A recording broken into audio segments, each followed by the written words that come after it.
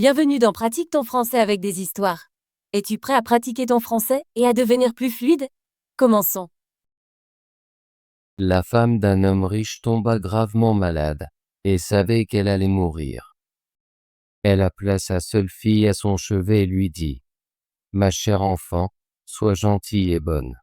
Et alors Dieu veillera toujours sur toi, et je serai avec toi depuis le ciel. » Après avoir dit cela, elle ferma les yeux et s'éteignit. Chaque jour, la jeune fille visitait le tombeau de sa mère et pleurait, mais elle demeurait gentille et bonne. À l'arrivée de l'hiver, la neige recouvrit la tombe, et lorsque le printemps arriva, l'homme avait épousé une autre femme. Cette nouvelle épouse avait 2 filles. Elles étaient belles à l'extérieur mais cruelles à l'intérieur. Une période difficile commença pour la pauvre belle-fille. « Est-ce que cette sotte va s'asseoir avec nous ?» disait-elle. « Quiconque veut manger du pain doit travailler pour l'obtenir. Dehors, la souillons. » Elles lui prirent ses beaux vêtements, l'habillèrent d'une vieille robe grise, et lui donnèrent des souliers en bois. Regardait la fière princesse dans ses vêtements de luxe. Riait-elle, et l'entraînait dans la cuisine. Là, elle devait travailler dur du matin jusqu'au soir, se levant avant l'aube, portant de l'eau, allumant des feux, cuisinant et nettoyant. Les sourds lui rendaient la vie encore plus difficile. Elle se moquait d'elle et jetait des pois et des lentilles dans les cendres, si bien qu'elle devait les ramasser à nouveau. Après avoir travaillé toute la journée, elle n'avait pas de lit où dormir et devait se reposer près du feu dans les cendres. À cause de cela, elle avait toujours l'air sale, si bien qu'on l'appelait Cendrillon. Un jour, son père se rendit à la foire, et il demanda à ses 2 belles-filles ce qu'elles voulaient qu'il ramène. « 2 belles robes, dit l'une, et des perles et des bijoux, dit l'autre. Et toi, Cendrillon, demanda-t-il, que veux-tu? Père, s'il te plaît, apporte-moi la première branche qui frappera ton chapeau sur le chemin du retour. Il acheta donc 2 belles robes, des perles et des bijoux pour ses belles filles, et sur le chemin du retour, une branche de noisetier le frappa et lui fit tomber son chapeau. Il coupa la branche et la ramena chez lui. À son arrivée, il offrit à ses belles filles les cadeaux qu'elles désiraient, et à Cendrillon, il donna la branche de noisetier. Cendrillon le remercia, se rendit sur la tombe de sa mère, planta la branche et pleura tellement que ses larmes l'arrosèrent. La branche poussa et devint un bel arbre. 3 fois par jour, Cendrillon s'asseyait sous cet arbre, pleurant et priant, et un petit oiseau blanc venait toujours se percher sur l'arbre. Si Cendrillon formulait un vœu, l'oiseau lui apportait ce qu'elle désirait. Puis, un grand festival fut annoncé par le roi, durant 3 jours, et toutes les belles jeunes filles furent invitées afin que le prince puisse choisir une épouse. Quand les belles sœurs de Cendrillon apprirent qu'elles pouvaient y aller, elles étaient excitées et appelèrent Cendrillon à les aider à se préparer. « Coiffe nos cheveux, brosse nos chaussures et attache nos boucles. Nous allons au palais du roi. » Cendrillon les aida mais pleura, parce qu'elle voulait aussi aller au bal et demanda la permission à sa belle-mère. « Toi, aller au festival ?» répondit la belle-mère. « Tu es sale et tu n'as pas de vêtements. Tu veux danser ?»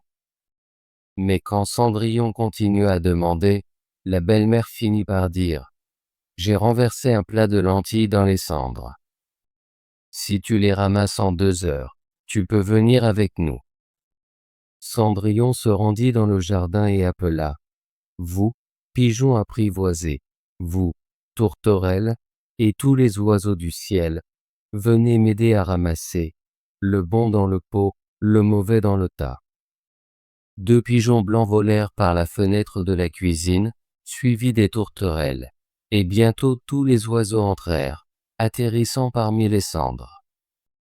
Les pigeons commencèrent à ramasser, et bientôt tous ramassèrent les bonnes graines dans le plat.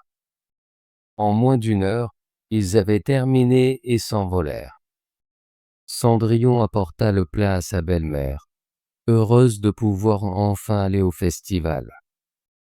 Mais la belle-mère dit : « Non, Cendrillon, tu ne peux pas y aller. Tu n'as pas de vêtements, et tu ne peux pas danser. Tu nous ferais honte. » Quand Cendrillon pleura, la belle-mère ajouta : « Si tu peux ramasser 2 plats de lentilles dans les cendres en 1 heure, tu peux y aller. » Elle pensa pour elle-même : elle ne pourra jamais y arriver. Quand la belle-mère versa les 2 plats de lentilles dans les cendres, Cendrillon retourna dans le jardin et appela : « Vous, pigeons apprivoisés, vous, tourterelles, et tous les oiseaux sous le ciel, venez m'aider à ramasser. Le bon dans le pot, le mauvais dans le tas. » Une fois de plus, les 2 pigeons blancs arrivèrent, suivis des tourterelles, et bientôt tous les oiseaux remplirent la cuisine. Ils ramassèrent, ramassèrent, ramassèrent et réunirent les bonnes graines dans les plats. Avant même que la moitié d'1 heure ne soit écoulée, ils avaient fini et s'envolèrent à nouveau. Cendrillon apporta les plats à sa belle-mère, excitée, pensant qu'elle pouvait enfin aller au festival. Mais la belle-mère dit : « Cela ne t'aidera pas. Tu ne peux pas y aller, car tu n'as pas de vêtements, et tu ne peux pas danser. Nous aurions honte de toi. » Elle tourna le dos à Cendrillon, et s'en alla rapidement avec ses 2 fières filles. Avec personne à la maison, Cendrillon se rendit sur la tombe de sa mère sous l'arbre de noisetier et pleura. Tremble et frémit, petit arbre, de l'argent et de l'or, fais pleuvoir sur moi. Alors l'oiseau fit tomber une belle robe, et des pantoufles en soie pour elle. Elle enfila rapidement la robe, et se rendit au festival. Ses belles-sœurs et sa belle-mère ne la reconnurent pas, et pensèrent qu'elle devait être une princesse étrangère, parce qu'elle était si ravissante dans sa robe dorée.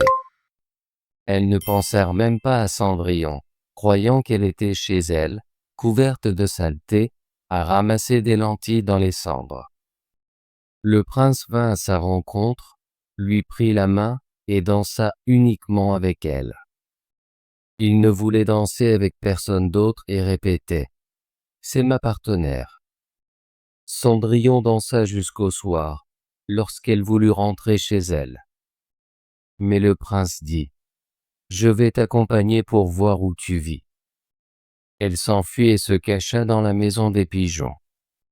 Le prince attendit que son père rentre, et lui raconta que la mystérieuse jeune fille était entrée dans la maison des pigeons. Le vieil homme pensa : cela pourrait-il être Cendrillon ? Il dut prendre une hache et une pioche pour détruire la maison des pigeons, mais personne n'était à l'intérieur. Lorsqu'ils rentrèrent chez eux, Cendrillon était allongé dans ses vêtements sales parmi les cendres, et une petite lampe à huile brûlait faiblement sur le manteau, car elle avait rapidement sauté par l'arrière de la maison des pigeons, couru jusqu'à l'arbre de noisetier, enlevé ses beaux vêtements, les avait posés sur la tombe, et l'oiseau les avait emportés. Puis elle retourna dans la cuisine, vêtue de sa robe grise. Le lendemain, lorsque le festival recommença, et que sa famille était partie, Cendrillon se rendit à l'arbre de noisetier et dit : « Tremble et frémit, petit arbre, de l'argent et de l'or, fais pleuvoir sur moi. » L'oiseau fit tomber une robe encore plus belle que la veille. Lorsque Cendrillon apparut au festival dans cette robe, tout le monde fut émerveillé par sa beauté. Le prince l'attendait et l'emporta immédiatement par la main, dansant uniquement avec elle. Quand d'autres vinrent l'inviter, il dit : « C'est ma partenaire. » Quand le soir arriva, elle voulut partir, et le prince essaya de la suivre, mais elle s'échappa dans le jardin derrière la maison. Là se tenait un grand et bel arbre avec les poires les plus merveilleuses. Elle grimpa rapidement dans l'arbre, comme un écureuil, de sorte que le prince ne puisse pas voir où elle était allée. Il attendit que son père rentre et lui dit : « La mystérieuse jeune fille m'a échappé, et je pense qu'elle a grimpé dans le poirier. » Le père pensa : « Cela pourrait-il être Cendrillon ? » Et fit abattre l'arbre, mais personne n'y était. De retour dans la cuisine, Cendrillon était là, comme d'habitude, parce qu'elle avait sauté de l'autre côté de l'arbre, donné la belle robe à l'oiseau sur l'arbre de noisetier et remis sa robe grise. Le troisième jour, lorsque sa famille partit à nouveau, Cendrillon se rendit sur la tombe de sa mère et dit au petit arbre : « Tremble et frémis, petit arbre, de l'argent et de l'or, fais pleuvoir sur moi. » Maintenant, l'oiseau fit tomber une robe encore plus splendide que les autres, accompagnée de pantoufles dorées. Lorsqu'elle se rendit au festival dans cette robe, personne ne trouva les mots pour exprimer leur étonnement. Le prince dansa uniquement avec elle, et chaque fois que quelqu'un l'invitait à danser, il disait : « C'est ma partenaire. » Quand le soir arriva, Cendrillon voulut partir, et le prince était impatient de la suivre, mais elle s'échappa si rapidement qu'il ne pouvait pas la rattraper. Cependant, le prince avait un plan. Il avait enduit tout l'escalier de pois, et lorsqu'elle courut en bas, sa pantoufle gauche resta collée. Le prince la ramassa. Elle était petite et dorée. Le lendemain matin, il la porta au père de Cendrillon et dit : « Nulle ne sera ma femme sauf celle dont le pied s'adaptera à cette pantoufle dorée. » Les deux belles sœurs étaient excitées car elles avaient de jolis pieds. La sœur aînée se rendit dans sa chambre pour essayer la chaussure, avec sa mère qui regardait. Mais elle ne put pas mettre son gros orteil, et la chaussure était trop petite. Sa mère lui dit de se couper le orteil. Quand tu seras reine, tu n'auras plus besoin de marcher. La fille se coupa le orteil, força son pied dans la chaussure, endura la douleur et sortit auprès du prince. Il la prit sur son cheval comme son épouse et s'en alla avec elle. Cependant, ils durent passer devant la tombe, et là, sur l'arbre de noisetier, deux pigeons étaient assis en train de pleurer. « Regarde et regarde, regarde et regarde, il y a du sang dans la chaussure. La chaussure est trop petite pour elle. La vraie mariée t'attend. » Le prince regarda son pied et vit du sang qui en coulait. Il fit demi-tour avec son cheval et ramena la fausse mariée chez elle, déclarant qu'elle n'était pas la bonne, et dit à l'autre sœur d'essayer la chaussure. Cette sœur réussit à mettre ses orteils dans la chaussure, mais son talon était trop grand. Sa mère lui dit de se couper une partie du talon. Quand tu seras reine, tu n'auras plus besoin de marcher. La fille coupa une partie de son talon, força son pied dans la chaussure, endura la douleur et sortit auprès du prince. Il la prit sur son cheval comme son épouse, mais lorsqu'ils passèrent devant l'arbre de noisetier, les deux petites tourterelles étaient là, pleurant. « Regarde et regarde, regarde et regarde. Il y a du sang dans la chaussure est trop petite pour elle.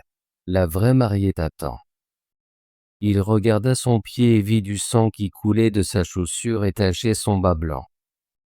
Il fit demi-tour avec son cheval et ramena la fausse mariée encore une fois. « Ce n'est pas la bonne non plus, dit-il. N'as-tu pas d'autre fille ? » Non, dit l'homme. Il y a encore une petite Souillon que ma défunte épouse a laissée derrière, mais elle ne peut pas être la mariée. Le prince insista pour qu'on la lui amène. La mère répondit : « Oh non, elle est trop sale, elle ne peut pas se montrer. » Mais le prince insista, et Cendrillon fut appelée. Elle se lava d'abord les mains et le visage puis vint saluer le prince, qui lui donna la pantoufle dorée. Elle s'assit sur un tabouret, ôta la lourde chaussure en bois et mit son pied dans la pantoufle, qui s'adaptait parfaitement. Lorsqu'elle se leva, et que le prince regarda son visage, il reconnut la belle jeune fille qui avait dansé avec lui, et s'écria : « C'est la vraie mariée. » La belle-mère et ses 2 filles pâlirent de colère. Le prince prit Cendrillon sur son cheval, et s'en alla avec elle. Alors qu'il passait devant l'arbre de noisetier, les 2 pigeons blancs s'écrièrent : « Regarde et regarde, regarde et regarde. Il n'y a pas de sang dans la chaussure. La chaussure n'est pas trop petite pour elle. La vraie mariée t'accompagne. » Et après avoir dit cela, les 2 descendirent et se posèrent sur les épaules de Cendrillon, l'une à droite, l'autre à gauche, et y restèrent. Lors du mariage avec le prince, les 2 fausses survinrent, espérant gagner la faveur de Cendrillon et partager son bonheur. Lorsque le couple se rendit à l'église, la sœur aînée se tenait à droite et la cadette à gauche, et les colombes leur crevèrent un œil à chacune. Plus tard, lorsqu'elles revinrent, la sœur aînée était à gauche et la cadette à droite, et les colombes leur crevèrent l'autre œil à chacune. Ainsi, pour leur méchanceté et leurs mensonges, elles furent punies par la cécité pour le reste de leur vie. Bravo! Veux-tu pratiquer ton français et devenir plus fluide? Abonne-toi et active la cloche de notification pour ne manquer aucune de nos histoires françaises gratuites. À bientôt dans la prochaine vidéo.